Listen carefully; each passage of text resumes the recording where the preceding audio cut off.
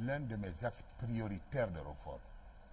Je garantirai que le personnel de justice soit renouvelé pour y mettre du sang neuf, que les jeunes professionnels du métier puissent prendre en charge ce corps. Je garantirai qu'un programme de formation pertinent soit fourni à ce secteur. Je garantirai que les conditions de travail et de rémunération de ces juges soient conformément au code, à leur code, qui est un corps. Voilà, merci Monsieur le Président. Vous parlez de bonne gouvernance. Est-ce qu'on peut savoir aujourd'hui quelle est votre vision sur les mines et l'environnement? Je vous remercie. L'environnement est au cœur de mon projet de société et je dis clairement, je veux demain des villes en Guinée sans taudis,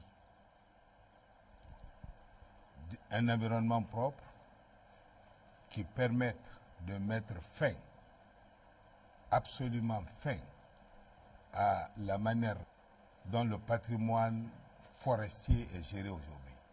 Savez-vous qu'il y a juste 15 ans, l'espace végétal, le couvert végétal représentait en termes de surface plus de 15 millions d'hectares. Savez-vous qu'il est réduit à moins de 500 000 hectares aujourd'hui?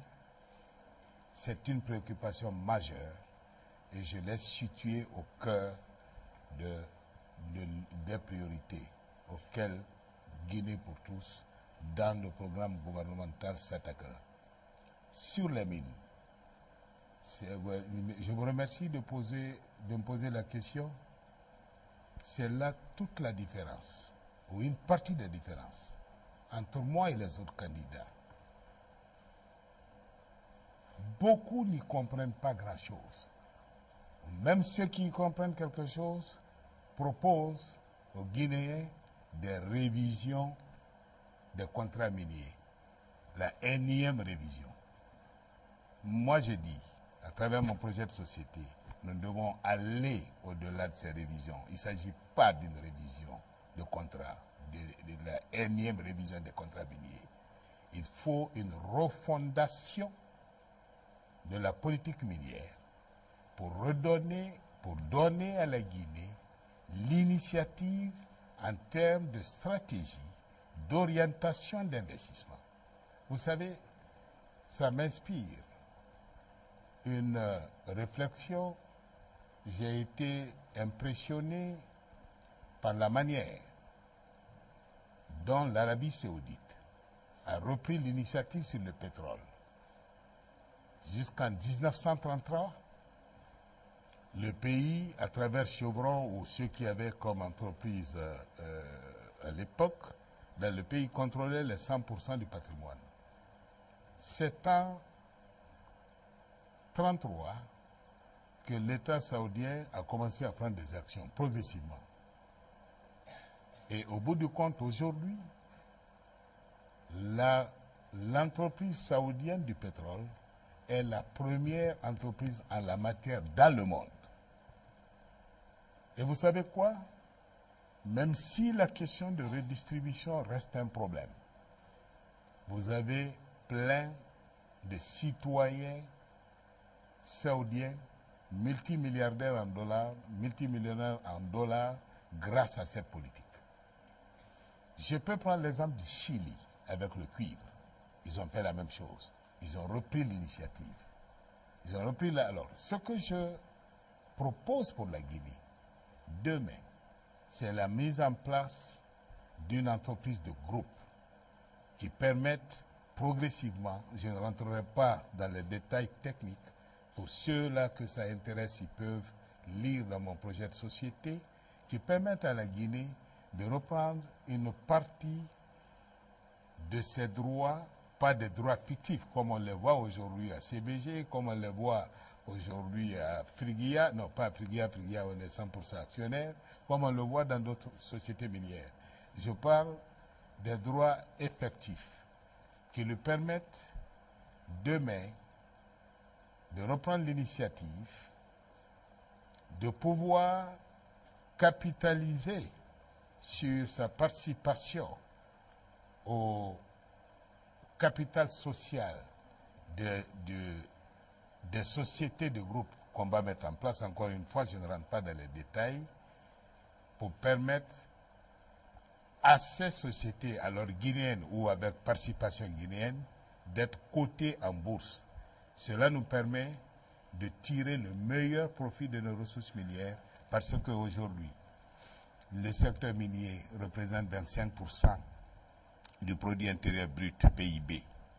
Mais en termes de recettes fiscales, il apporte à peine 3,8% de ce PIB.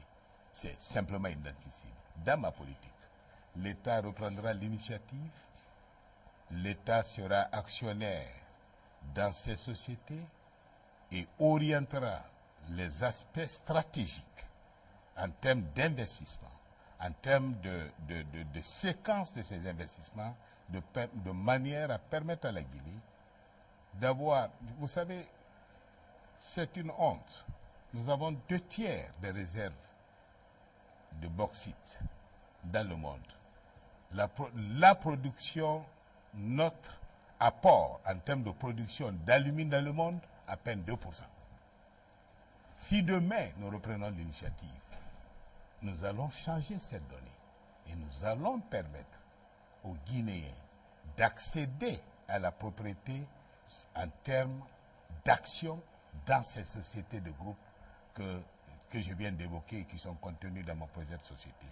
Nous allons être, comme les Nigérians demain, propriétaires de nos ressources, être actionnaires de nos ressources, être bénéficiaires du fruit de l'exploitation de ces ressources. Non pas seulement en nous contentant des recettes fiscales, comme aujourd'hui, mais en permettant, par cette politique stratégique, d'avoir à la fois les recettes fiscales et d'avoir les rémunérations sous forme de dividendes et de tirer un maximum de valeur ajoutée nationale en permettant aux Guinéens d'être actionnaires.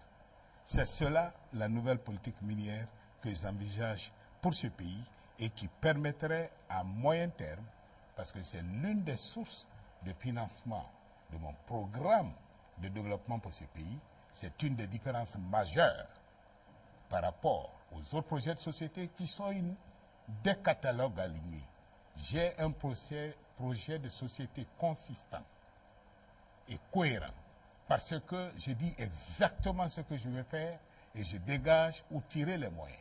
L'un des moyens, c'est précisément ce secteur minier où par voie du listing des sociétés de groupe que je vais mettre en place, l'État sera en mesure dans les 2 ans ou 3 de lever sur les marchés financiers internationaux 3 à 5 milliards de dollars qui lui permettent d'engager le pays dans la voie de la croissance en créant l'emploi pour les jeunes, en mettant ce pays, tous les Guinéens au travail. C'est l'une de mes sources de financement précisément, c'est ce secteur minier. Monsieur le Président, vous avez été un homme très proche du président Conté.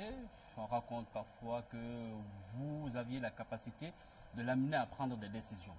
Pourquoi vous ne l'avez pas incité ou conseillé à gérer autrement la Guinée, si nous considérons aujourd'hui que nous sommes dans une situation quelque peu désastreuse? Écoutez, simplement, une hirondelle ne fait pas le printemps. Ceux qui ont participé au gouvernement avec moi, et la plupart, enfin certains aujourd'hui sont dans la course présidentielle. S'ils passent sur ce plateau, posez-leur la question, ils vous diront qu'il n'a pas manqué chez Kassori Fofana ni l'initiative ou les initiatives, ni le courage d'engager le pays dans la voie des réformes. J'ai fait ce que j'ai pu dans les conditions extrêmement difficiles. Mais je vous rappellerai, ce peu-là, notamment de 1994 à 2000,